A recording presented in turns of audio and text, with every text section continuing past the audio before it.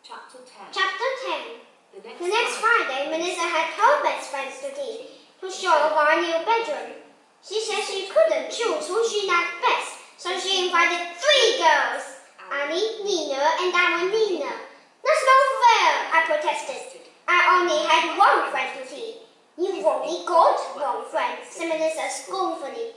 I've got heaps of friends, I said. Mickey West and me play together every single lunchtime now. You can't ask a boy to play in your bedroom, said Melissa. Anyway, he wouldn't be interested in stuff like color schemes and chauvinism. Well, I'm not interested either. That's perfectly obvious. Now listen, I want you to tidy up before Annie and Nina and Damonina come.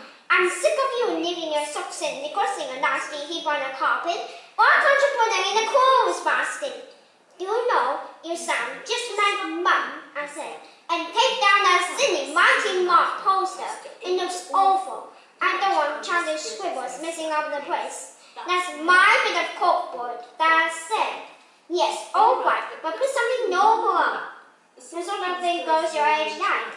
Puppies or kittens. Melissa told me that she has grown up herself, not just 2.5 years older than me. And for goodness sake, how do you tacky old animals?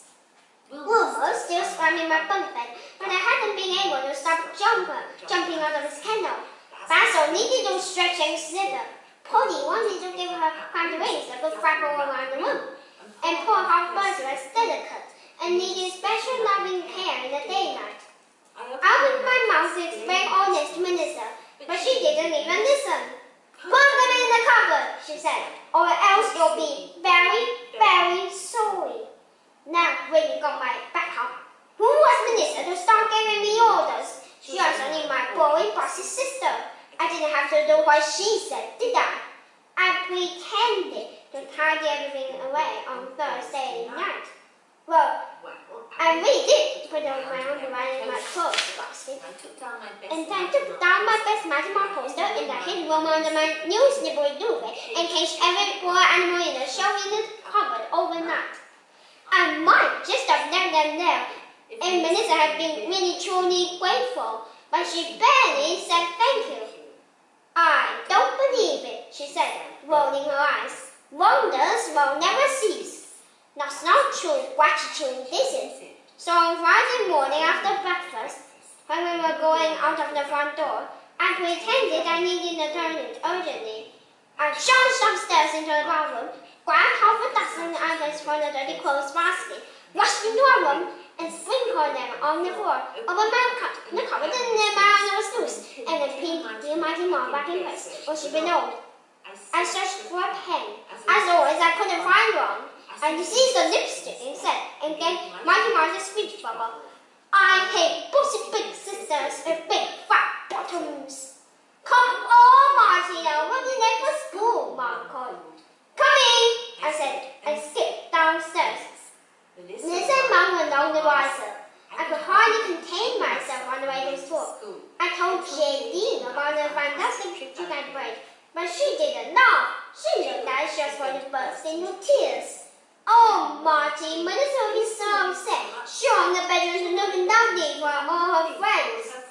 She said, agonized. Well, it does look lovely. My sort of lovely. With all my things around to make it my bedroom. I said, promise you won't get cross with me, Marty. But your things are a bit messy, said J.D. Poor Melissa. Poor me. There's no Marty thing anymore, I said. I told Mickey West and all his mates about my bedroom trip when we were playing baseball at lunchtime. They all thought it was funny. Mickey laughed so much he practically fell over. You are funny, farty Marty, he said. My big sister's always nagging at me. I couldn't stand it if I had to share a room with her. Oh, I do like Mickey West. He made me feel all happy and bouncy again. But I started to worry a bit on the way home. Melissa was going on and on about our bedroom to Annie and Nina and Damonina. Just wait till you see it. I chose the color scheme on myself. And it was totally cool. Like it's a real teenage room, she boasted, beaming. She seemed so happy, my tummy started to go tight. Maybe J was right. Perhaps my trick wasn't funny at all. I started to wish I hadn't done it. I tried to summon up my own superpowers. I thought of Jumbo and Basil and Polly and Hop Percy and all my ponies and willed them to pick themselves up and scamper back into the cupboard. I told my socks to hop around the room and then jump into the laundry basket. I made Mighty Mouse swap her lipstick message from her mouth. I willed it so fiercely that Mum wondered why I was pulling funny faces. What's the matter, Martina? She whispered in my ear. Nothing, Mum. Mum didn't look convinced.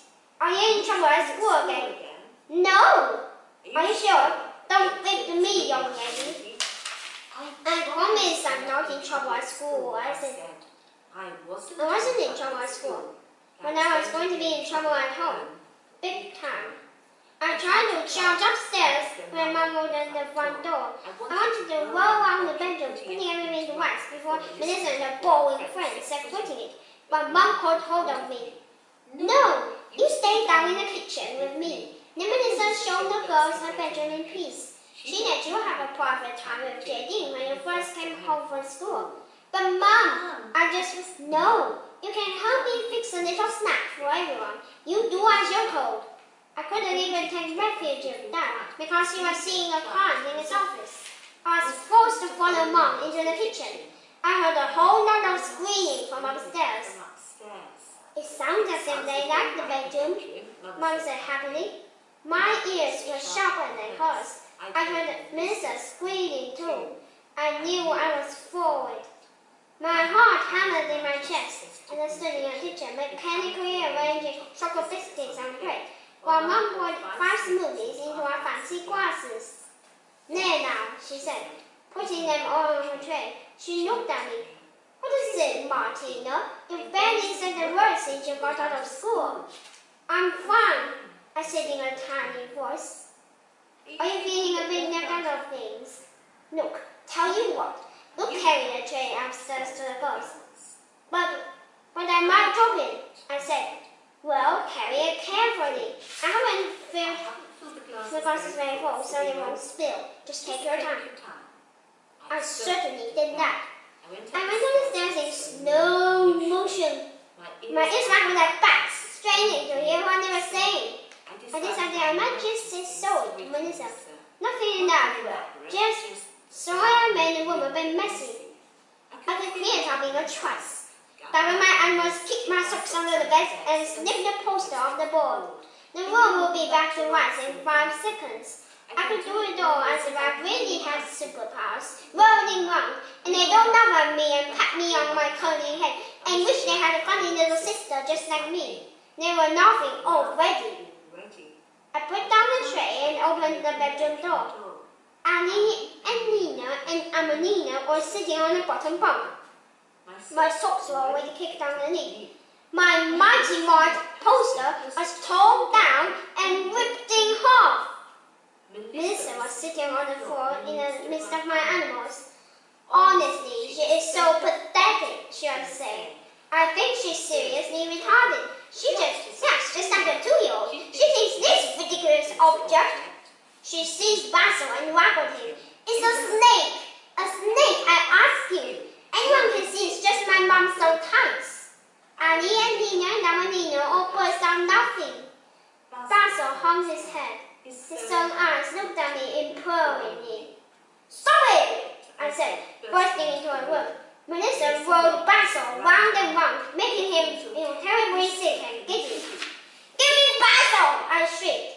He's not Basil. He's just old tights, stupid, said Melissa, damping him right in my face.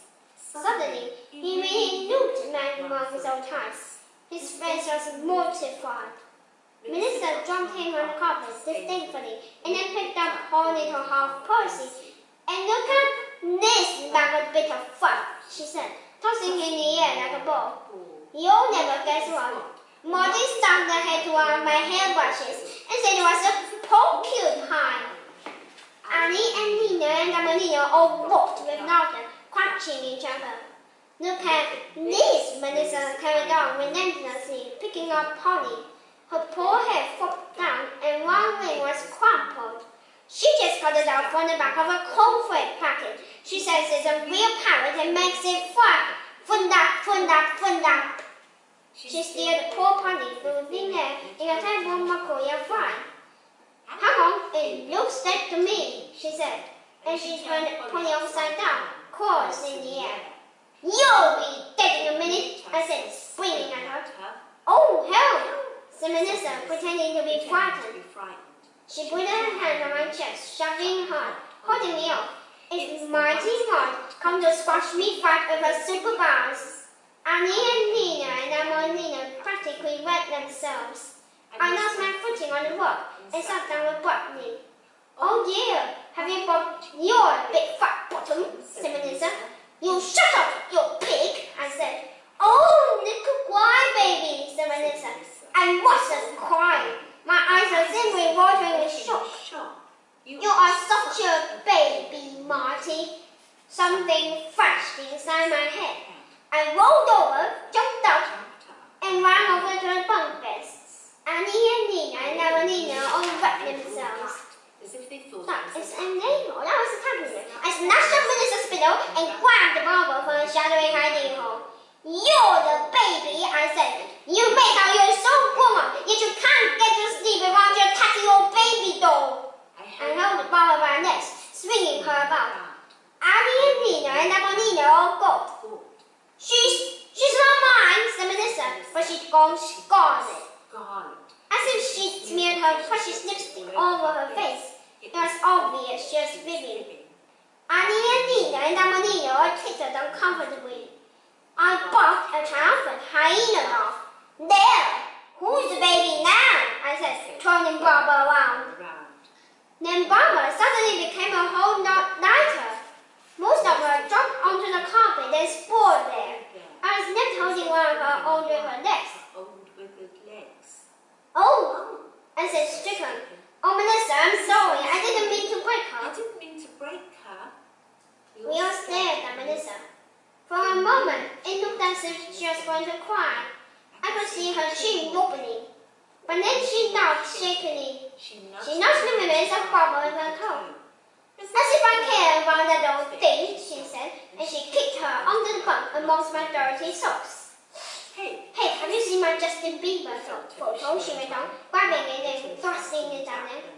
Annie and Nina and Amelina all squealed excitedly, distracted. I gave them the forgotten tray of smoothies and biscuits and crept away. Mom found me hunched up on the stairs.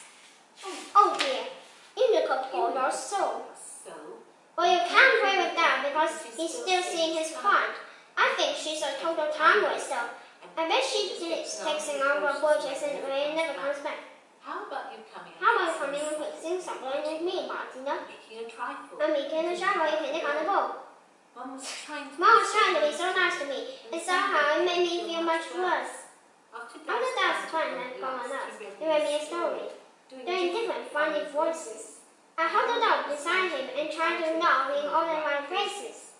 That was being even nicer than Mom, and I think made me feel worse of all. The moment Annie and Nina and Amelina went home, I'm sure Melissa would tell me, and then I'd be forward. I was right. When they were all gone, Mom turned to Melissa and gave her a big hug. Did you have a lovely time with your friends, darling? I've been in out here in your bedroom, she said. Melissa glared at me. Don't tell, I said. I mocked at her. But Melissa always told. No, I didn't have a lovely time. Monty totally humiliated me. She deliberately made a huge mess and threw all her stupid animals about. And more than I had a big bottle in lipstick. I just about died, she said. What? I tried to make Mom understand, but I couldn't get the words out properly. I'm here to die, but it's just easy. How about you? I just can't believe you can be so mean and spiteful, Martina, he said. Especially when Melissa tried so hard to make your friend J.D. welcome. I'm thoroughly ashamed of you. I sent him to bed early in disgrace. Mom and Dad barely said goodnight to me, and Melissa came out to bed. Melissa wasn't speaking to me either. I'm sorry I amputated Barbara. I whispered into the darkness. Melissa didn't answer. She waited for a few minutes after Mom and Dad had switched on the light and gone downstairs. Then she got out of her bunk bed and crept over to the bedroom door. "Where are you going, Melissa?" I whispered. She took no notice. She stole out. I lay there miserably, wrapped tight in warmer, wondering if she was going downstairs to tell about Barbara too. But after a minute, she came tiptoeing back. She'd been in the sewing room. I helped her get back into bed and saw the glow of her torch. I hopped down over the edge of my top bunk, poking my head on the ladder, and saw that Melissa sitting up in bed, sewing Barbara's leg back on. "Oh, Melissa, is she okay now?" "Okay now, I'm really sorry," I said. "You will be sorry. Very, very, very sorry," Melissa said ominously. She didn't say anything else at all, even though I begged her to talk to me. When Barbara had 2 legs again, she snapped off her torch and lay down. After a few minutes, I heard her breathing heavily, fast asleep. I couldn't get to sleep for ages.